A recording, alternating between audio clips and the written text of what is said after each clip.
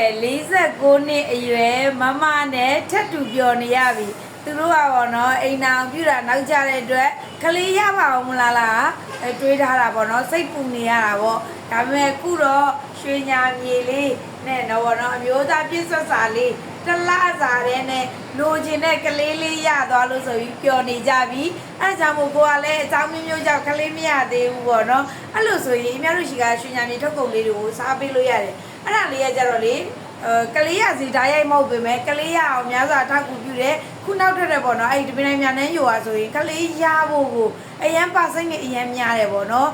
တိတာမြန်ကြတယ်တချို့တွေကတဘူးနဲ့တိတာတယ်တချို့တွေကနှစ်ဘူးသုံးဘူးနဲ့တိတာတယ်ပေါ့နော်တယောက်နဲ့တယောက်တွေးသားမတူတဲ့အတွက်တော့သုံးရတဲ့ဘူးရည်အတွက်လေးတော့မတူဘူးပေါ့နော်အရန်ကန်ကောင်းတဲ့လူဆိုရင်ဘူးဝက်တွေနဲ့တော့တိတာပါတယ်အဲ့ဒါကြောင့်မို့ကိုကပေါ့နော်အကြောင်းမျိုးမျိုးကြကလေးမရသေးဘူးလို့ခံစားနေရရင်တပင်းတိုင်းမြန်နှမ်းယူအတွဲလေးကိုသုံးကြည့်ပါလို့ပြောချင်ပါတယ်ရှင်အသေးစိတ်သိချင်တယ်မေးချင်တယ်ဆိုရင်တော့25လေးနဲ့1369ချက်ကနေမေးလို့ရပါတယ်ရှင်